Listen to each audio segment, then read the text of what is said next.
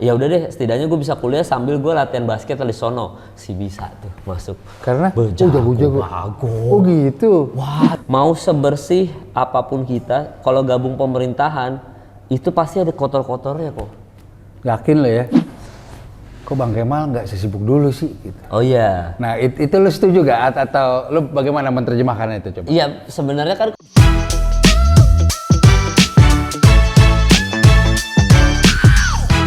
Kemal Palevi. gokil. Assalamualaikum. Waalaikumsalam. Mantap banget. Selamat datang di Ya. Connect. Ini adalah konten platform beda dari yang lain. Apa bedanya, Bang? Bedanya di sini tuh nggak ada berita hoax, Wah, nggak ada gosip-gosip, oh siap. nggak ada berita kriminal. Oh siap.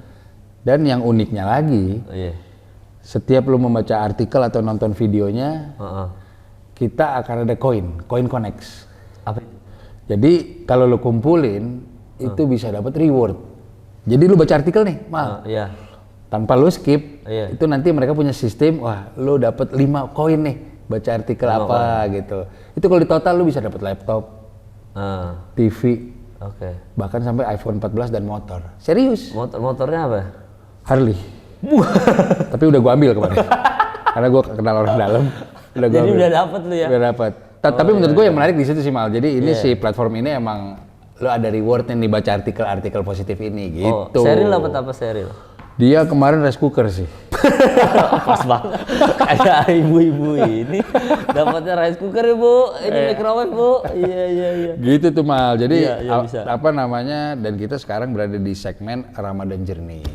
Wush, gokil. Mantep banget Alhamdulillah, kita akan bahas soal Ramadan ya. Iya. Ya, jadi Lailatul Qadar gimana Lailatul Qadar? Nanti itu di mana pohon-pohon bambu akan nunduk Bener. dan bulan akan merasa terang. Bener, insya Allah kita akan mendapatkan Lailatul Qadar. Amin, Insya amin, Allah. amin. Berarti tetap ibadah, konsisten, beribadah aja. Amin, amin, amin. Ya, amin. Mantep banget deh. Nah, terus juga teman-teman kita kalau mau registrasi bisa ke www.connect.id. Registrasi apa tuh? Jadi harus submit nih lo supaya dapat bisa koinnya itu lo harus submit lah. Registrasin sama lo, data lo. Oh, yang maksudnya yang dapat itu audiens berarti ya? Audiens bukan kita. Gua kira gua yang dapat. Enggak, tapi kan kita bisa nonton kita sendiri, gak apa-apa dong. Oh, bisa ikutan juga ya? Bisa. Oh iya, gua mau Bisa. nonton. Tapi harus di situ ya, registrasi dulu. Nontonnya di mana nanti nih? Itu www.connect.id. Oh, bukan tayang di YouTube enggak ya? YouTube juga. Oh, Cuma ada yang koinnya yang di Di situ. itu, iya. Jadi harus nonton di situ ya. Harus nonton di situ. Nonton guys. Mantap. Iya. Mal, Ya. bagaimana rasanya menikah? Sadap. Tadi kan di pas di briefing katanya mau ganti pertanyaan. Enggak apa-apa, gue tetap mau nanya itu. Gue tetap mau nanya itu. Rasanya menikah ya gitu-gitu aja sih. Ya, normal gitu, normal kayak pada umumnya aja. Kayak kehidupan setelah menikah sama sebelum menikah kan sama aja gitu. Enggak kayak, sih. Emang enggak ya? Enggak lah. Apa gua karena baru 3 minggu ya? Antara seneng banget atau enggak? Kalau seneng mah seneng. Oke. Cuma kalau lu tanya bagaimana kehidupan menurut gua, zaman gua pacaran sama nikah ya sama aja gitu maksud gua. Bedanya kalau sekarang udah bisa bikin anak gitu. Oke, secara halal. Iya. Iya, benar. Kalau yang sebelumnya kan saya tidak bikin anak. Benar. Iya. Oh, tidak ya? Tidak, saya tidak sama sekali. Nggak boleh. Bagus banget tuh. Bagus. Harus bisa generasi muda. Benar. Mal, tapi kan kemarin gue dateng nih Iya. sama anak-anak, sama Gofar, sama Wanda. Iya, datang. Diundang nih. Iya. Tapi itu keluarga lu nggak banyak tuh, Mal. Iya, karena jauh tuh Kalimantan tuh. Jauh. Tapi kan ini momen sekali seumur hidup, Mal. Iya. Iya benar. Nyokap datang ya? Nyokap datang. Sama adek? Adek gue ya. Tapi adek gue tuh emang lagi sekolah di Tangerang. Oh gitu. Iya, lagi sekolah dia. Itu adek gue tapi beda bokap. Oke. Beda bokap tuh. Yang adek gue yang aslinya nanti kan gue pas lebaran ini gue pulang. Ngunduh mantu ya? Ngunduh mantu baru. Jadi baru keliling iya. gitu. Oke. Tapi hubungan sama keluarga? Hubungan sama keluarga baik-baik aja, alhamdulillah. Baik-baik. Cukup Cukup dekat. cukup ya, maksudnya nggak ada yang Kalau dibilang deket, ya nggak jauh, gimana ngomongnya? Deket, jauh kagak juga, gimana sih? Ya deket deket berarti. aja, iya, Iya. tapi bukan pas tadi. Takut salah ngomong. Ya tapi dia deket aja, nggak yang gimana. Nggak, gua setiap kali pulang Lebaran juga silaturahmi kok, silaturahmi tetap aman. Lo ada berapa berkeluarga sih, Mal? Maksudnya beberapa keluarga? Lo kakak lo, Oh, adek. gue anak pertama, terus gue punya satu adik sama adik ini gue tuh yang lain bapak itu tuh. Oh, jadi ada adik tiri. 3. Iya, Ada 3 gue, laki semua. Wah, lagi semua. Udah yang adik gue yang kedua pun udah nikah kan. Yang satu kan asrama nih di Tangerang. Oke. Sekolah Islam gitu. Nah, adik gue nikah duluan terus baru gue kan kemarin gitu. Jadi semua adik gue udah punya anak. Cewek udah. Kemarin datang tuh? Nggak bisa dia. Wah. Bukan, nggak ada apa-apa. Nggak ada, emang dia lagi nggak bisa datang aja kan, dia kerja soalnya kan. Terus juga kayak ya udah, gue ngomongnya nanti aja pas gue ke Samarinda aja deh gitu, kurang lebih kayak gitu kok. Lo memutuskan merantau di Indonesia jauh dari keluarga? Di Jakarta. Tuh tahun berapa tuh, Mal? Merantau tuh kayaknya 2007 ke Surabaya dulu gua. Oh gitu. Surabaya dulu kuliah teknik informatika. Wih, Wah, pinter gua. gawat bener. IPA bener. Lulus gak? Selesai? Kagak, kan gua pindah IKJ gua. Pindah IKJ akhirnya di Iya, tahun? Di tahun 2008-nya. Jadi gua 2007 gua langsung pas semester 2 cabut gua. Oke. Jadi 6 bulan gua kosong. Lo merasa jati diri lo bukan di situ tuh ya? Iya, gue merasa kayak kayaknya gue nggak. Soalnya gimana ya? Dulu kan gue tuh IPA. Terus pas gue IPA tuh kan, kok pasti keluarga gue kayak ini kedokteran nih atau enggak yang berhubungan sama IPA lah, teknik, pokoknya kayak gitu deh. Terus gue ikutin aja deh. Ya udah gue ngambil teknik informatika dan gue tes ke negeri-negeri, universitas negeri masuk. Terus gue sempat UNER, gue coba nggak lolos semua tuh gue tuh. Soalnya kan kalau lu IPA tuh bersaingnya sama satu Indonesia, masuk UI, masuk UNER tuh sulit lah. Iya. Jalur yang bener ya, jalur yang ujian bener gitu. ITB. Ya udah pasti sulit, gue nggak keterima tuh. Gue ngambilnya tuh kalau nggak salah UI, terus UNER sama satu lagi apa ya gue lupa, Malang tuh Unibrau, Brawijaya. Iya. Gue ngambil di situ tes, nggak masuk semua tuh tiga-tiganya tuh. Wah anjing, gue bilang. Angka lo nggak masuk tuh ya? Iya gagal ini gitu kan. Akhirnya gue ngambil swasta Ubaya kan, Universitas Surabaya. Ngambil keterima gue teknik informatika. Karena Ubaya ini banyak temen gue, senior gue kuliah di sana. Jadi si pamfletnya Ubaya itu ada di sekolah gue. Oke. Karena ternyata banyak orang dari Samarinda kuliah di Ubaya ini. Oke. Gue ambil pamfletnya. Pas gue lihat ternyata tempatnya bagus, kampusnya bagus, dan Ubaya itu tuh kayak apa ya, kalau di Jakarta tuh semacam kayak UPH lah. Jadi universitas yang agak mahal sedikit. Dan mayoritas Chinese. Chinese Surabaya tapi. Kalau UPH bukan agak mahal sedikit sih, mahal. Iya benar. Berarti Ubaya gak Untar. bisa, Untar bisa. Untar, Nggak, mungkin tapi Untar gue ya. pernah dengar Ubaya itu, masuk Ubaya. Wah orang kaya dong, sempat yang kayak gitu-gitulah. Bisa jadi sih. Bisa jadi, cuma ya dan Ubaya itu kenapa gua waktu itu ngambil ke situ karena basketnya jago banget di Surabaya. Iya betul. Basketnya, dan gua pas pamflet itu datang dan gua tahu gitu ngelihat 5 liga mahasiswa, terus Ubaya ini termasuk yang bagus kan. Kalau di Jakarta kita ini kan apa Teki tuh kuliah di mana Teki? Perbanas. Nah Ubaya itu termasuk yang kuat untuk regional Jawa Timur. Iya betul. Itu juga yang bikin gue pengen masuk sono. Oke. Karena ya udah deh, setidaknya gue bisa kuliah sambil gue latihan basket di sono. Bisa tuh masuk. Karena jago. Oh gitu. Wah lu kan misalkan lu dari. Lu basketnya bagus loh Mal. Iya kan, tapi kan standar gue Kalimantan Timur nih kok. Oke. Itu sama aja kayak lu pas kita LS Streetball kan gue masuk All Star ya Kalimantan Timur. Tapi ketemu DKI kan hamsong juga, ketemu Jawa Barat Jawa Timur ya dibantai juga. Padahal kalau menurut gua kita udah Kalimantan Timur udah jago nih. Udah yang terbaik nih. Tapi kan kalau ketemu DKI dibantai-bantai juga cuy. Oke. Gue ingat waktu Popnas main, gue ikut Kalimantan Timur, Pekan Olahraga Pelajar Nasional. Gue berangkat ketemu DKI. Gue lupa kayak DKI gue tuh siapa musuhnya, kayak Wenas gitu-gitu deh. Gue lupa deh musuh-musuh gue Daniel Wenas. Wenas di bawah jauh lo.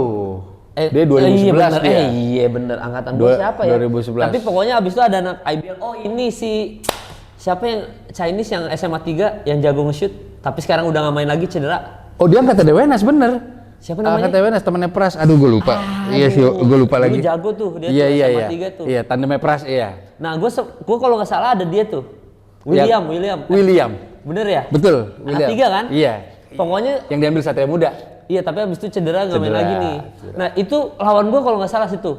Itu gue lupa ingat sih kok. Cuma gue ingatnya ada satu shooter DKI itu jago banget aja kan, kita kayak nge-shoot mulu 3 point masuk mulu gitu. Nggak lama gue lihat dia Satria Muda kalau nggak salah ya, gue lupa ingat. Soalnya itu nggak beda jauh deh angkatannya sama gue.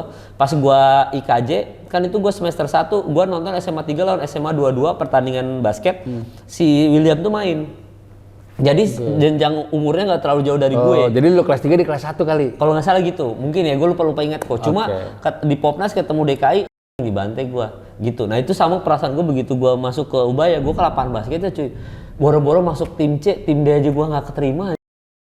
Bener-bener sejago itu kok. Itu tuh kayak nggak kayaknya kalau menurut gue pribadi ya, mindset gue aja ya.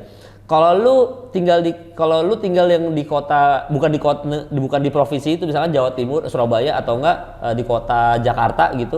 Kalau lu di kota Jakarta, lu dari kecil di sini kok, lu tiba-tiba masuk Perbanas, lu tuh berasa kayak nggak ada jomplangnya. Karena kan lu udah berasa gue tiap hari main sama Teki kok, main sama lu gitu. Bisa gue masuk tim inti Perbanas karena lu udah di level itu. Tapi kalau lu di Kalimantan Timur, di Samarinda terutama gitu, itu kan di luar kota, di luar Pulau Jawa ya. Begitu lu ke Pulau Jawa, lu merasa kayak ada gap yang jauh. Padahal sebenarnya kalau lu secara skill sebenarnya sama-sama aja, tapi mental aja gitu. Itu tuh sama kayak kita timnas Indonesia sepak bola kalah sama Thailand, nanti kalah mental aja gitu. Iya, kalau skill mah sama. Kalau skill mah sama-sama jago. Orang kadang-kadang kan timnas Indonesia kita sepak bola kalau AFF gitu. Berat topiknya deh. Wah, enggak ya. Ini kita ngomongin mental aja. Mental aja, oke.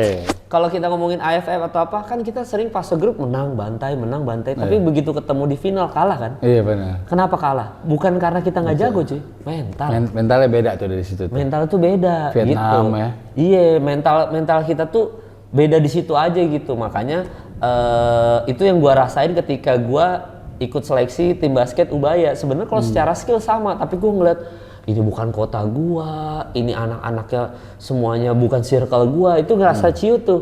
Padahal kalau guanya ngerasa biasa aja, jago aja kayak gua jago, lu semua cupu, bisa aja kok. Sama kayak waktu gua bikin konten Overtime Indonesia yang kita, gua sempet ngomongin sama Paul Palele, si P-Double, gua ngomongin soal ini kenapa sih kalau ada pemain yang di draft ke NBA, tapi tiba-tiba misalkan dia draft 1, draft 2, draft penting loh, tapi tiba-tiba jadi cupu di NBA. Ya kan kayak siapa nomor Anthony Bennett, Greg Oden termasuk si Marker Fultz yang Kwame Brown. Ya Kwame Brown itu kan draft 1 kan, draft penting lah 10 besar gitu. Tapi mereka kenapa tiba-tiba cupu? Bukan karena mereka nggak jago, mental aja kok. Lu kalau masuk NBA, mau lu pemain cadangan di NBA, lu pasti mental lu kayak enggak gue paling jago.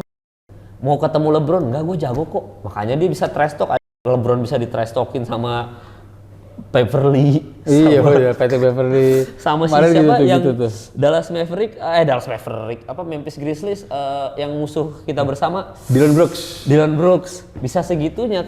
Terus kita lu nggak sejago itu, enggak. Mindset pemain NBA itu kalau lu mau bersinar, lu harus bilang gue lebih jago dari LeBron cuy, gue lebih jago dari Luka Doncic, harus kayak gitu.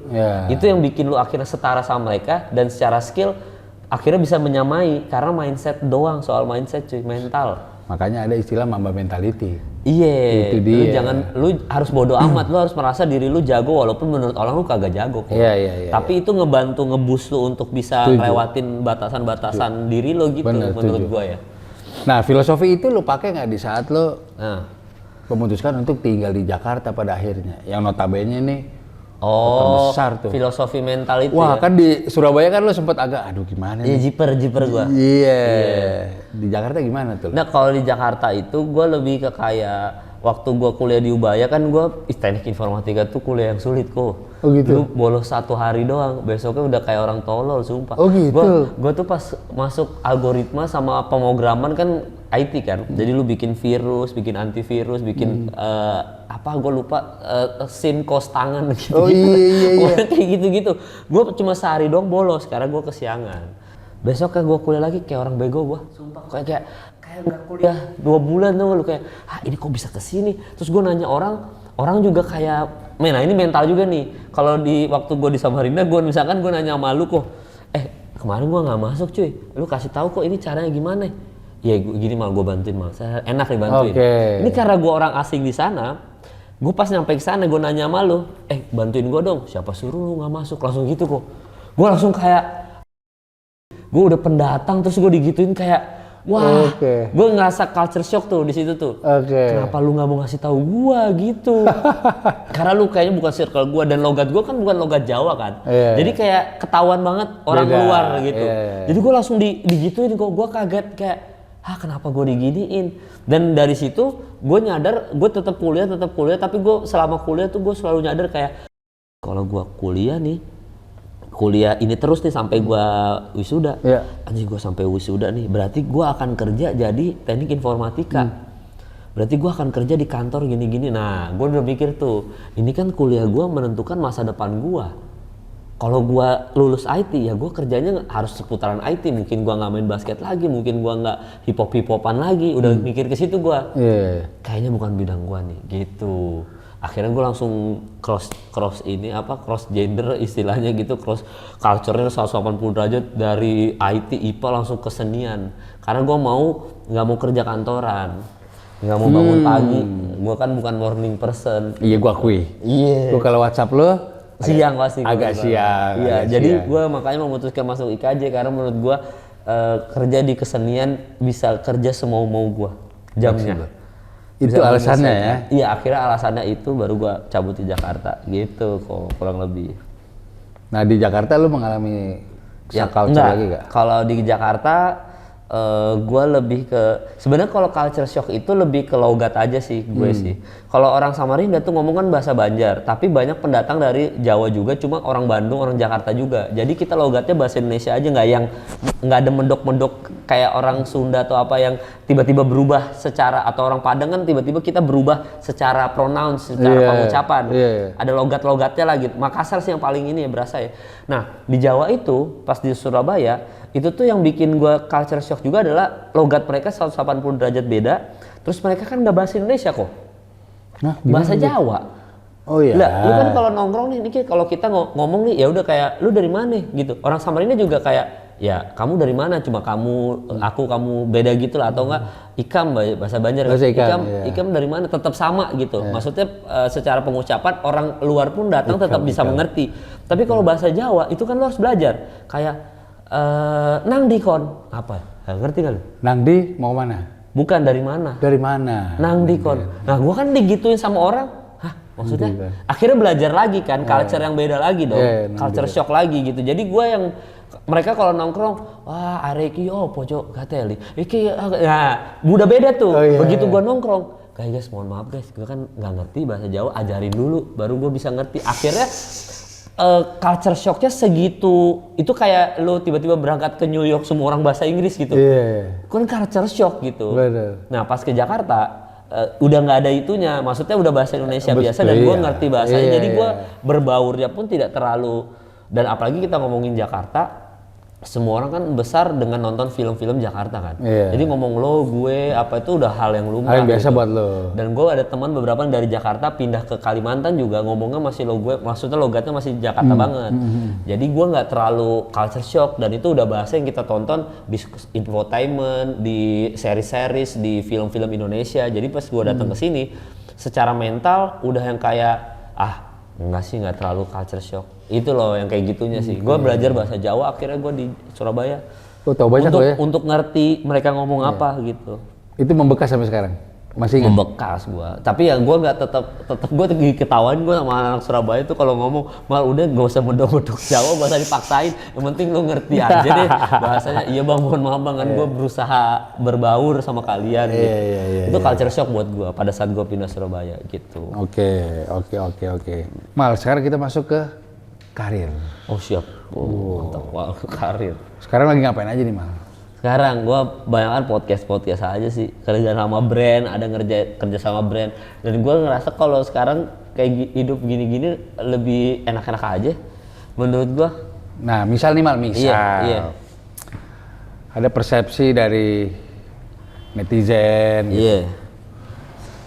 Kok Bang Kemal nggak sesibuk dulu sih gitu. Oh iya. Nah itu lu setuju gak atau lu bagaimana menerjemahkannya itu coba? Iya, sebenarnya kan kalau gue bercandaannya kan di di podcast Hancur kan selalu penurunan karir gitu ya. Oh itu dibahas ya? Bahas, itu bercandaan gue terus. Dan gue ngerasa bahwa ya emang roda berputar aja sih kok. Kadang-kadang kan komika yang baru udah ada gitu, Kiki, ada Marcel, ada Bintang Emon, regenerasi aja gitu. Kalau dibilang penurunan karir, ya emang gue nggak sesibuk kayak dulu lagi sih. Dan gue ngerasa kalau sekarang ya, misalkan ngerjain podcast gini-gini, bintang tamu podcast gitu, ngerjain podcast gue atau enggak podcast Hancur kan eksklusif Spotify. Gue ngerasa kalau ternyata itu tuh kerja yang gue idam-idamkan dari dulu gitu loh, yang nggak, lu kalau syuting kok, lu callingan jam 6 pagi, pulang jam 6 pagi, besoknya gitu lagi, kan jam 6 pagi nih udah tidur bentar 2 jam, jam 8 udah disuruh lokasi lagi, dan itu berlangsung, kalau stripping ya berlangsung setiap hari, tapi kalau syuting film itu berlangsung selama 22 hari, 14 hari kayak gitu terus. Dan gue ngerasa, anjing gue nggak sehat banget ya gitu, walaupun ini passion gue, tapi gue ngerasa nggak sehat. Nah nge-podcast seminggu, cuma durasinya misalkan seminggu 5 kali syuting, durasinya paling cuma sejam paling lama, habis itu kita pulang. Nah uangnya ternyata kalau diakumulasikan sama aja kok sama syuting. Bahkan misalkan syuting kita bego-begoan aja, misalkan ini bukan harga sebenarnya, misalkan syuting untuk 14 hari di lock 50 juta buat gua tapi itu untuk 14 hari kok. Lah lu bayangin 50 juta itu kalau kita nge-podcast sibuk dengan sosial media, 50 juta bisa buat seminggu doang kita dapat udah 50 jutanya. Jadi setelah gua pikir-pikir, kalau kita hitung uang-uangnya, lebih enak kerja untuk sosial media gitu, untuk nge-podcast, untuk lebih enak secara keuangan ya. Lebih efisien ya? Lebih efisien, dan gue ada waktu untuk pacaran. Kalau kemarin akhirnya sama istri udah ada waktu untuk istri, terus habis itu gue ada waktu untuk nonton series Netflix. Gue ada waktu untuk tidur. Kalau dulu zaman syuting kan nggak ada. Jadi gue ngerasa penurunan karir iya, tapi gue ngerasanya lebih ke so bijak sih, tapi God's plan aja gitu. Gue so bijak aja. Jadi gue ngerasa bahwa oh ternyata kerja di sosial media tuh jauh lebih enak kalau buat tahun sekarang ya. Apalagi akhirnya habis itu ketemu pandemi, makin memperkuat gue bahwa sekarang oke, penurunan karir di bidang film atau syuting-syutingan iya, tapi gue ngerasa sekarang gue kuat di sosial media. Iya. Gue ngerasa kuat di situ. Betul. Gue jadi social media personality, dan itu di era sekarang Gen Z ini penting banget. Lu konten ini misalkan nih nggak tahu nih viewersnya berapa nih. Lu tahu nggak caranya supaya banyak viewers gimana sekarang? Caranya gimana? Potong omongan gue yang penting, masukin TikTok. Iya. Habis itu langsung viral. Memang akan kita lakukan. Habis itu udah begitu lu FYP, akhirnya semua orang nonton ke sini. Betul. Kan kayak gitu caranya. Iya. Tadi sih yang lu nggak mau masuk pemerintahan itu sejauh ini ya? Gue inget di luar kepala, karena setelah syuting gue langsung bilang sama mereka, Fit, ini kayaknya ini Fit gitu. Langsung gitu ya, langsung ke WhatsApp tuh dia belum ya, itu tuh pemerintahan tuh. Jadi gitu, jadi maksud gue kalau lu udah jadi social media personality, mau apapun platform sosial medianya, orang akan tetap ngikutin lo. Makanya sekarang kalau gue tuh menamakan, kemarin ngomongin sama Hibzi, ada temen gue Hibzi Hoyer, sama kayak Uus yang gitu-gitu, gue menamakan kalau sekarang tuh kita stabil aja. Jadi nggak di bawah, nggak di atas juga. Tapi orang tuh kalau nyebut nama gue kayak Pak Levi, tahu. Uus, tahu Uus. Si Regen tahu Regen. Maksudnya udah di situ aja posisi kita, nggak turun tapi nggak di atas juga, dan itu menurut gue cukup lah gitu. Kayak gue di dunia akademik lah ya. Wah. Wah, Riko tuh fisika tuh dia.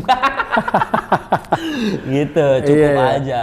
Jadi ya sekarang gue justru menjalani hidup yang menurut gue ternyata oh ini yang gue dari dulu gue mau tuh apa yang tadi kita bahas soal kenapa gue mau masuk IKJ. Kan gue nggak mau kerja kantoran, gue nggak mau kerja ada jadwalnya.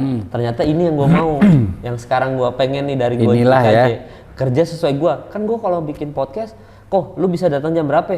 Jam 4, oke jam 4. Kan ngikutin santai aja. Iya benar. Nggak yang Kemarin gitu. mau hari apa? Rabu, Kamis, Jumat santai aja gitu kayak. Iya benar. Tapi secara duitnya sama kayak syuting film. Iya benar. Iya, jadi gue ngerasa oh ini ternyata omongan doa itu bener. Omongan Ternyata doa gue bener. masuk IKJ pengen kerja semau-mau gue. Nah, akhirnya gue dikasih ini. Zaman film kan gue nggak bisa semau-mau gue. Harus Iya, ngikutin jadwal kan. PH-nya lempar bulan Juli lock ya, 1 bulan full mau syuting. Kan nggak bisa Nggak ngapa-ngapain. bisa begitu, gua. betul. Gitu kok kurang lebih. kok. Betul. Walaupun belum ada callingan tapi lu nggak bisa ngambil jadwal lain tuh. Nggak bisa. Iya, Nggak bisa. betul. Misalkan 1 bulan gue syuting buat Surga Yang Tak Dirindukan. Kan gue nggak bisa ngambil film Ayat-Ayat Cinta, nggak mungkin dong. Benar. Kan nggak mungkin bisa, karena kan gue di lock buat itu. Benar. Lu nggak bisa ngambil Home Alone dong. Titanic. Mal. Iya, ditawarin nih James Cameron ngambil Avatar 3. Nggak bisa dong, mohon maaf. Iya benar. Gue syuting surga. Tapi di sisi lain berarti ada 2 poin mal ya. Ya, Di sisi lain lu mengakui mungkin kesibukannya berbeda dibanding yang dulu. ya kok gue penurunan karir di dunia perfilman ya. Iya. Ya, Tapi di sisi lain lu menikmati justru fase lu sekarang. Justru lebih enjoy. lebih enjoy Ya. karena ya gue bisa bekerja sesuai dengan jadwal dan keinginan gue itu tadi lah. Benar. Gitu. Mal, bicara mengenai bulan Ramadan nih. Iya. Ada nggak sih perjalanan Ramadan lo yang ngebentuk lo sampai lo sekarang? Perjalanan Ramadan. Iya, masa kecil misalnya lo ada momen apa? Sebenarnya kalau perjalanan Ramadan gue nggak ada yang, gue dulu pengurus musola aja kok waktu SMP SMA. Oh iya benar. Pengurus musola. Rohis. Tapi kan ya karena itu kegiatan sekolah kan. Iya. Jadi kalau mau nambah-nambah kegiatan ya ngurusin musola lah gitu. Dan itu kadang-kadang dulu masjid musola SMP gue itu ada taraweh orang datang bener. Jadi emang ngurus, jadi orang taraweh bener sholat gitu. Kayak SMA 3 ada masjidnya, lalu jadi rohis di situ ada orang taraweh bener kan. Iya. Nah gue kayak gitu tuh. Jadi gue ngurusin gitu, dan itu zaman dulu gabung rohis pasti anak-anak bandel yang lu bandel di kelas, Iya. lu jadi rohis deh, Iya. biar lu jadi orang bener kan disuruh gitu kan. Iya betul, sama wali Nah gue kelas. kan termasuk yang agak lumayan bandel di sekolah nih. Jadi gue digabungin rohis, jadi yang bandel-bandel ini pada ngerohis semua. Oh gitu. Ya tujuannya untuk memperbaiki attitude. Iya, benar, Tapi kan benar. sih ngaruh. Ngaruh tuh. Nah, terus habis itu gue ikut, akhirnya kan bercanda-bercanda juga sama anak-anak ini.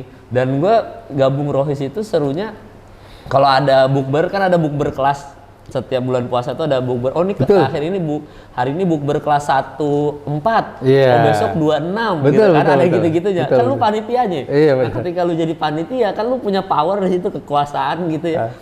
Dan lu bisa kayak, wah ada yang cantik nih, bisa digodain nih, yang kayak gitu-gitunya Oh, tuh seru kok. gitu. Malam nih habis sejadahnya kita gulung nih, emang tolol sih ya. Jadi kita kan sejadahnya udah dipakai taraweh. Terus habis itu kan musolanya ini kan bukan musola yang tertutup masjid gitu, nggak, aula gitu. Kita gulung karena besok kan mau dipakai buat kegiatan sekolah. Iya, Kita iya. gulung, langsung menjadiin tempat futsal cuy. Saking bandelnya kita, tempat sholat. Futsal yang bola tenis itu?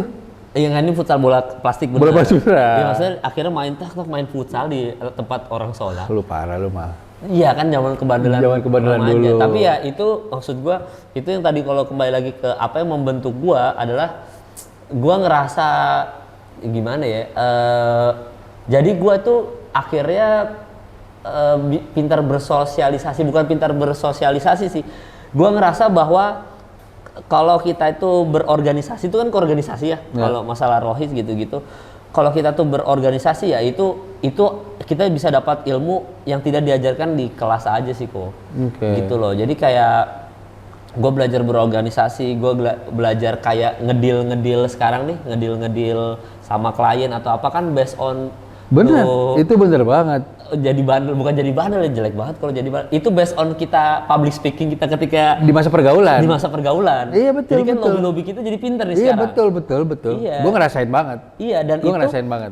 yang paling berasa itu ketika Ramadan, karena 1 bulan lu jadi rohis itu, lu ketemu temen-temen lu yang bandel ini, dan lu karena lu bandel tapi lu dikasih tanggung jawab untuk ngurus musola. Jadi teamwork, Maksudnya walaupun kita bandel tapi cuy, ya kita emang bener sih kita lagi bandel nih. Kadang-kadang ada yang ngerokok bolong, bocor-bocor ngerokok tiba-tiba di sekolah pada lagi masih puasa.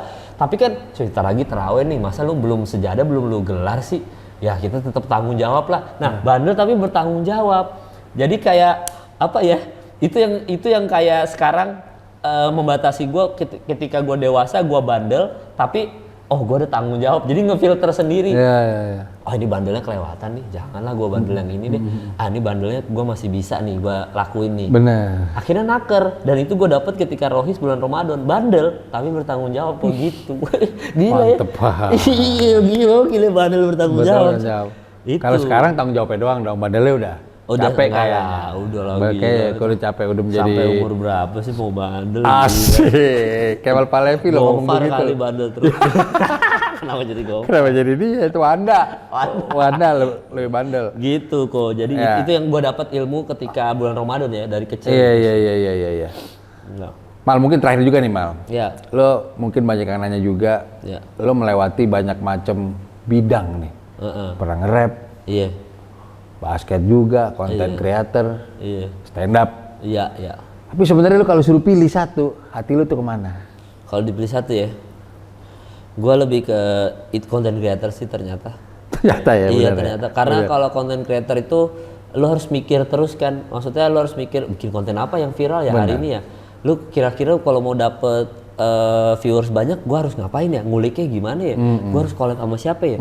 Dan itu tuh ngelatih otak lu terus untuk berpikir kreatif, itu satu.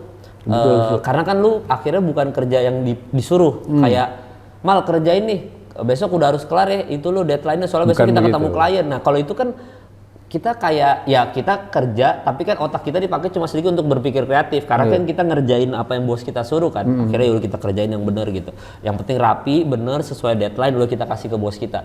Nah kalau jadi content creator ini termasuk film, kalau lu jadi aktor sebenarnya ya lu tetap kreatif karena kan lu berakting dan lu apa istilahnya menyalurkan emosi lu dalam acting. Lu harus karakter lu yang menentukan penonton bakal menyukai karakter lu atau enggak gitu.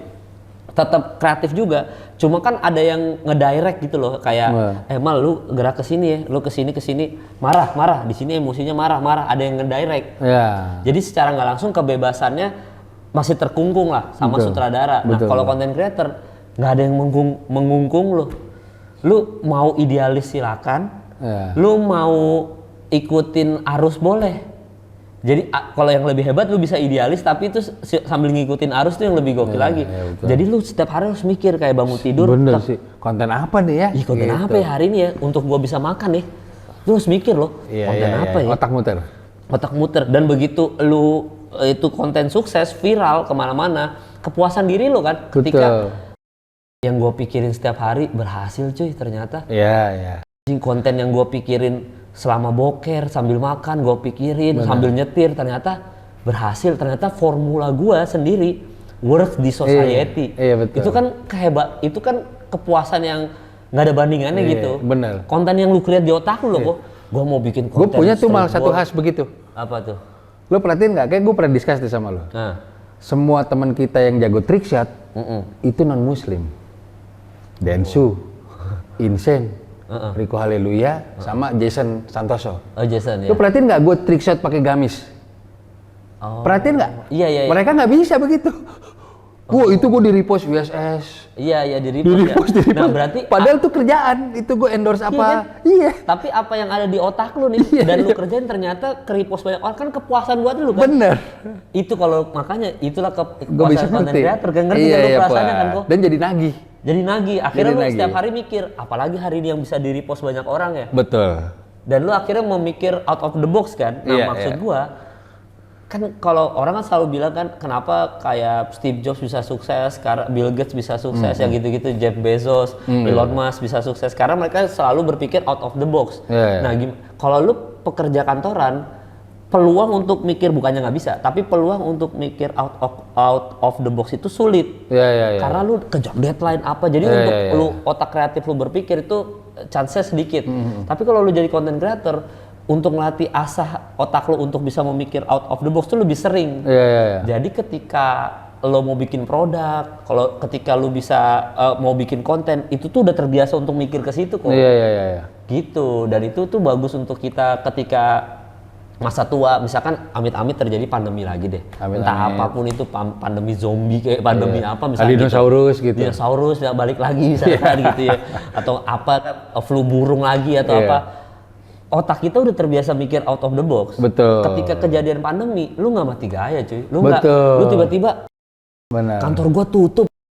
Aduh gimana keuangan gua harus apa nih, dagang bakso nih, akhirnya lu mikir gitu. Nah kita content creator ketika ada pandemi nggak ada, emang lu waktu pandemi nggak ada duit, ada kan? Karena dari konten. Iya. Gua dari Zoom doang. Bener. Tiap hari ada apa duit gua? Gue biaya lahiran anak gue mal, itu dari konten. Dari konten kan? Dari konten. Nah maksud gua, pandemi lo tuh. mau itu pandemi, mau kayak gimana pun, konten creator itu selalu hidup cuy. Iya. Itu makanya kalau disuruh milih, lu mau jadi apa mal, hati lu kemana? Konten creator.